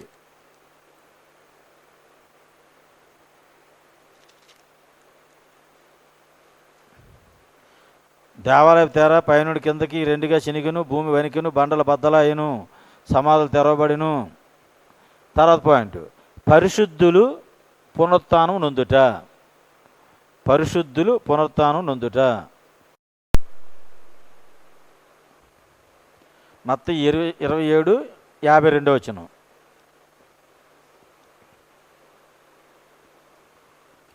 నెక్స్ట్ 41వ పాయింట్, యేసు పాతి పెట్టబడుట. యేసు క్రీస్తు వారిని సమాధి చేయుట అని రాసుకోవచ్చు మీ ఇష్టం. మత్తయి 27 అధ్యాయం 57 నుంచి 61. అరిమతయి యోసేపు అనే ధనవంతుడు యేసు తాలూకా శవాన్ని తీసుకొని అదే ఆ శరీరాన్ని తీసుకొని ఆయన తొలిపించుకున్న రాతి సమాధుల్లో ఈయనకి సమాధి చేయటం. 27 అధ్యాయం 57 నుంచి 61 రాశారు కదా. నెక్స్ట్ 42వ పాయింట్, ఆదివారం. మరలా ఆదివారం. ముందు శనివారం నుంచి వస్తున్నాం మన క్రమంలోనే, చివరి వారం. ఆదివారం తెల్లవారుజామున పునరుత్థానం. యేసుప్రభు వారు సమాధిని గెలిచి తిరిగి లేచుట. ఆదివారం తెల్లవారుజామున యేసుప్రభు వారు సమాధిని గెలిచి, మరణాన్ని గెలిచి తిరిగి పునరుత్థానుడిగా లేచుట. ఇది ప్రపంచంలో అద్భుతం. అందుకే పునరుత్థాన పండుగ యేసుక్రీస్తుకి ఒక్కడికే ఉంటుంది ప్రపంచంలో. ప్రతి మానవుడికి జన్మదినం ఉంటుంది, మరణదినం ఉంటుంది. పునరుత్థాన దినం ఎవరికి ఉండదు. కానీ యేసుప్రభుకి అయితే జన్మదినం ఉంటుంది, మరణదినం ఉంటుంది, పునరుత్థాన దినం ఉంటుంది. 3 పండుగలు ఉంటాయి యేసుక్రీస్తుకి. అందుకే ఈ ప్రపంచంలో ఎవ్వడికి కూడా ఈ 3వ పండుగ ఉండదు. జననం మరణమే. ఓకే. నెక్స్ట్ 43 అండి, యేసు యొక్క 10 ప్రత్యక్ష. దీనికి రిఫరెన్స్ చెప్పలేదు అనుకుంటాను పునరుత్థానానికి. మత్తయి 28 అధ్యాయం, మార్కు 16 అధ్యాయం, లూకా 24 అధ్యాయం, యోహాను 20 అధ్యాయం.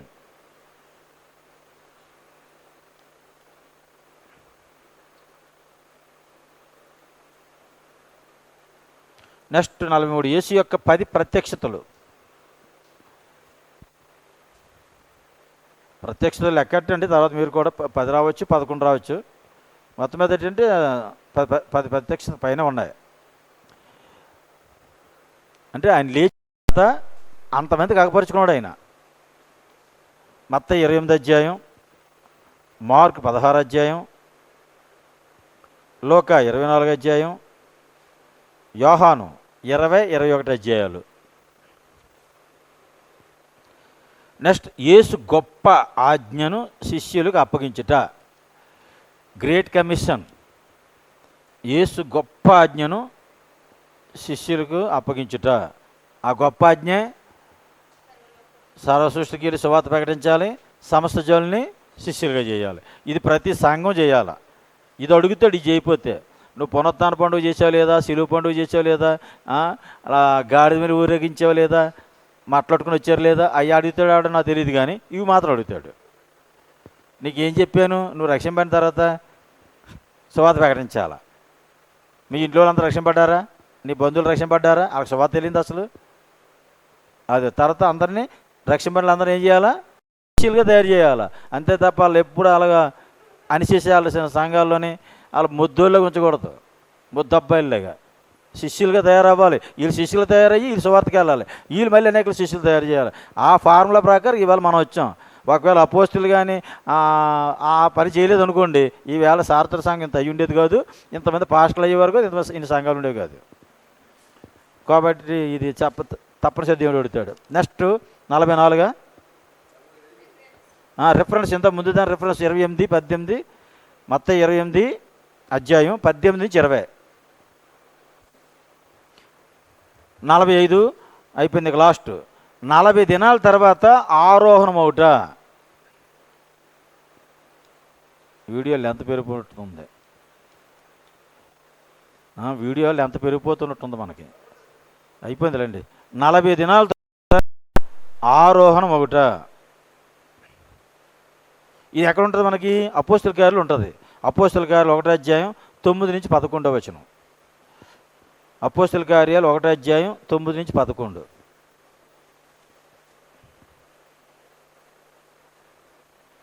ఇన్ని రుజువులండి. ఈయన లేచిన తర్వాత ఇంతమందికి 10 సందర్భాల్లో ప్రత్యక్షలు ఇచ్చాడు. 40 దినాలు భూమి మీద ఉన్నాడు ఆయన. ఉండి అందరికీ ఆగపరుచుకుని వెళ్ళాడు ఆయన. ఎంత క్లియర్గా ఈయన గురించి రాసి ఇన్ని సాక్ష్యాలు ఉంటుండగాను ఆయనేమో ఎవరో మగ్దలేని మరి తీసుకున్నాడు, మన ఇండియా కూడా వచ్చేసాడు, అక్కడ అటు పారిపోయాడు పిల్లలకి అన్నాడు. ఈ చెత్తగాలకి ఎక్కడ దొరికియో మరి వాళ్ళకి అర్థం అవుతుంది. ఆ చెత్త ఇన్ఫర్మేషన్ బైబిల్లో ఉన్న ఇన్ఫర్మేషన్ ఏంటి అసలు? ఆయనకి ఆ కారణం ఏంటి? ఆయన ప్రాణం పెట్టాడు, ప్రాణం తీసుకున్నాడు. ఆ అధికారం నాకు ఉందని చెప్పాడు, ముందే చెప్పుకొచ్చాడు ఆయన. ఓకే, ఆ రంగం 40 దినాలు అవపరుచుకున్నాడు. అంటే యేసుక్రీస్తు వారు చనిపోయింది శిలువ పండుగ అన్నది పస్కా గుర్తు.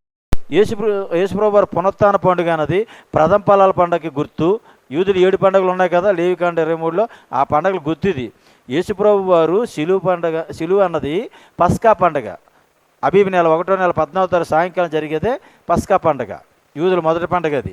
ఆ పండుగ గుర్తు శిలువ. రెండోది పులిన రొట్టెల పండుగ అన్నది ఈయన సమాధిలో ఉండడం. ఈయన సమాధిలో ఉండడం అన్నది పులిన రొట్టెల పండుగ సాదృశ్యం. మూడోది ప్రథమ ఫలాల పండుగ 1వ నెల 16వ తారీఖు జరుగుతుంది. అదే పునరుత్థాన పండుగ. మొట్టమొదటి ప్రథమ ఫలంగా లేచాడు ఈయన, అదే ప్రథమ ఫలాల పండుగ. తర్వాత మళ్ళీ పెంతుకోస్తు పండుగ. అంటే ప్రథమ ఫలాల పండుగ దగ్గర నుంచి 50వ రోజు పెంతుకోస్తు పండుగ. అందుకే యేసుప్రభు వారు పునరుత్థానం అయిన తర్వాత 50వ రోజు పరిశుద్ధాత్మ దేవుడు భూమికి వచ్చాడు, పెంతుకోస్తు పండుగ రోజు. అది అక్కడ మనకి ఈ పండుగల గురించి ఈ సాదృశ్యాలు నెరవేర్పు యూదుల పండుగల లెక్కైతే. ఇప్పుడు యేసుప్రభు వారు పునరుత్థానం చెందింది మరి ప్రథమ ఫలాల పండుగ అయితే 10 దినాల తర్వాత ఆయన వెళ్ళిపోతే ఆరోహణం 40 దినాల తర్వాత ఆరోహణ అయిపోతే ఇంకా 10 దినాల్లో పరిశుద్ధాత్మ వచ్చాడు. మీకు కాల్కులేషన్ అర్థమైపోయి ఉంటుంది. ప్రథమ ఫలాల పండుగ రోజు ఆయన పునరుత్థానం అయ్యాడు, 40 దినాలు అందరికి అవుపడ్డాడు. ఇంకొక 10 రోజుల తర్వాత పరిశుద్ధాత్ముడు వచ్చాడు భూమి మీదకి. అంటే 50వ రోజు పెంతుకోస్తు పండుగ రోజు పరిశుద్ధాత్ముడు వచ్చాడు. అంటే ప్రథమ ఫలాల పండుగ దగ్గర నుంచి పెంతుకోస్తు పండుగ 50 దినాలు. అది ఆ పండగలు నెరవేరే ఈయనలో అయ్యాయి యేసుక్రీస్తులో. ఓకే, దేవుని నామానికి స్తోత్రం కలిగాక. అపోస్తల కార్యాలు లాస్ట్ రెఫరెన్స్ పెంతుకోస్తు దినం అంటే పునరుత్థానం తర్వాత 50వ దినం. అపోస్తల కార్యాలు 2వ అధ్యాయం 1 నుండి 13 వచనాలు. అపోస్తల కార్యాలు 2వ అధ్యాయం 1 నుంచి 13 వచనాలు. దేవుని నామానికి స్తోత్రం కలుగును గాక. దేవుడు మనకి ఈరోజు చేసిన సహాయానికి వందనాలు. ఇది ప్రియులారా యేసు ప్రభు వారి యొక్క చరిత్రని మీరు బోర్డు మీద చూడండి. కాలక్రమంగా ఆయన యొక్క జీవిత చరిత్రని, ఆయన పరిచయం మనం ధ్యానం చేస్తాం ఈరోజు. ఆయన 4 సువార్తలు రాశారు ఆయన జీవిత చరిత్రని. ఆ 4 సువార్తల తాలూకా సారాంశాన్ని ఒక కాలక్రమంలో మనం పెట్టుకోవడం జరిగింది. ఆయన పుట్టక ముందే ఆయన జీవిత చరిత్ర ఉంది పాత నిబంధనలో. మనం అదే ఫస్ట్ లోక 24:44లో చెప్పాడు. ఆయన ప్రవచనాలు నెరవేర్పే యేసుక్రీస్తు జీవిత చరిత్ర సువార్తలు రాశారు. ఆయన గురించి ఏవైతే రాయబడి ఉందో ఆయన పుట్టక ముందే అది నెరవేరిందని ఆయనే చెప్పాడు. కాబట్టి ఈ రకంగా ఆయన గర్భంలో పుట్టినప్పుడు ఏం జరిగింది, ఆయన జన్మించినప్పుడు ఏం జరిగింది, ఆయన బాలుడిగా ఉన్నప్పుడు ఏం జరిగింది, ఆయన పెద్దవాడైన తర్వాత ఏం జరిగింది, ఆయన పరిచర్య 30 సంవత్సరాలు మొదలెట్టాడు. తర్వాత పరిచర్య ఏ రకంగా చేశాడు. ఇక్కడ మనం చూసినట్టుగా మ్యాప్లో యోదయ ప్రాంతంలోను, గర్భంలో ఉన్నప్పుడు గలీలో నజరేతులో ఉన్నాడు, యోదయ బెత్లెహేములో పుట్టాడు, ఆ తర్వాత ఐగుప్తు వెళ్ళిపోయాడు, మరలా యోదయకు వచ్చాడు, అర్కిలే పరిపాలన తెలిసి మళ్ళీ గలీలోకి వెళ్ళిపోయాడు. గలీలో 30 సంవత్సరాలు ఉన్నాడు. అక్కడ నజరేతులో పెరిగాడు నజరేతు వాడిగా. అక్కడి నుంచి యెరూషలేము మీదకి వస్తుండేవాడు ఏటా పస్కా పండగకి యోదయాకి వచ్చి వెళ్ళిపోతుండేవాడు. ఆ రకంగా ఈ గలిలయ సమర స్త్రీని ఇక్కడ గెలిచాడు. ఈ సమరయ ప్రాంతంలో యోదయాలో పరిచయం చేశాడు. తూరు పట్టణానికి ఇక్కడికి వెళ్ళాడు. ఈ పెరయ ప్రాంతాలు, యోర్దానికి అవతల ఇలా ఈ ఇజ్రాయెల్ దేశంలోనే తిరిగాడు ఆయన. ఇక్కడే పుట్టి, ఇక్కడే పెరిగి, ఇక్కడే జీవించి, ఇక్కడే మరణించి, ఇక్కడే తిరిగి లేచి, ఇక్కడే ఆరోహణం అయ్యాడు. ఒలీవ కొండ, యోదయ ప్రాంతంలో ఒలీవ కొండ మీద ఆయన ఆరోహణం అయ్యాడు. అప్పుడు అపోస్తుల కార్యాలు 1:11 మాట రాయబడి ఉంటుంది, చదవండి, ముగించుకుందాం. అపోస్తుల కార్యాలు 1:13 దేవదూతలు ఏం చెప్తున్నారో చూడండి. యేసుక్రీస్తు జీవిత చరిత్ర అయిపోలేదు, ఇంకా ఉంది. ఎలాగుందంటే, గల్లే మనుషులారా, మీరు ఎందుకు నిలిచి ఆకాశం వైపు చూస్తున్నారు?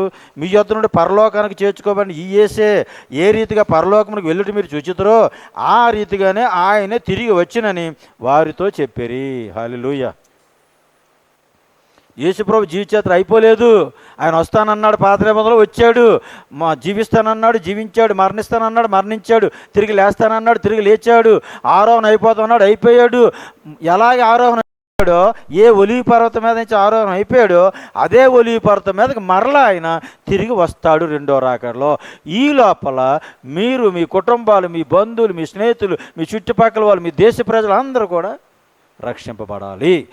రక్షింపబడకపోతే ఆయన ఒలీవ పర్వతం మీదకి వచ్చేటప్పుడు రక్షింపబడిన సంఘం ఎత్తబడుతుంది, రక్షింపబడలేని వాళ్ళు విడవబడతారు. ఇక 7 ఏండ్లు మహాశ్రమ కాలం వాళ్ళకి. ఆ కాలంలో సంఘం ఉండదు, పాస్టర్ ఉండడు, చర్చ్ ఉండదు, బైబిల్ ఉండదు, ఇక సువార్తే ఉండదు. 7 సంవత్సరాలు బతకవలసిందే తప్ప, నరకం అనిపించవలసిందే తప్ప, చచ్చిపోవాలన్నా మరణం తీసేస్తాడు. 7 ఏళ్ళ తర్వాత అప్పుడు సంఘాన్ని పెట్టుకొని భూమి మీదకి ఆయన మళ్ళీ రెండో రాకడలో భూమి మీదకి వస్తాడు.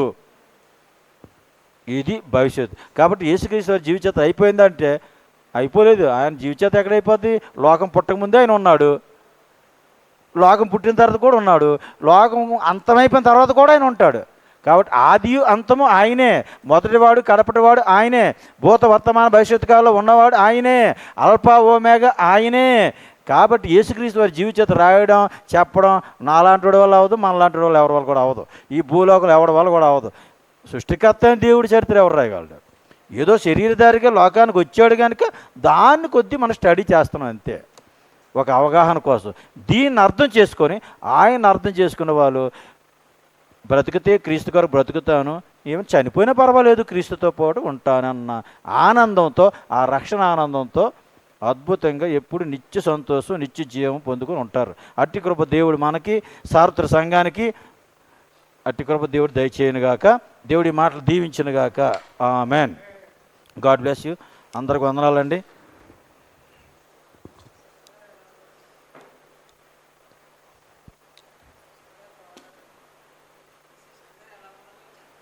బాగున్నారమ్మా. మరలా కంప్లైంట్ రాలేదు కానీ మగతగా ఉంటుంది. మరి ఏ పని పెద్ద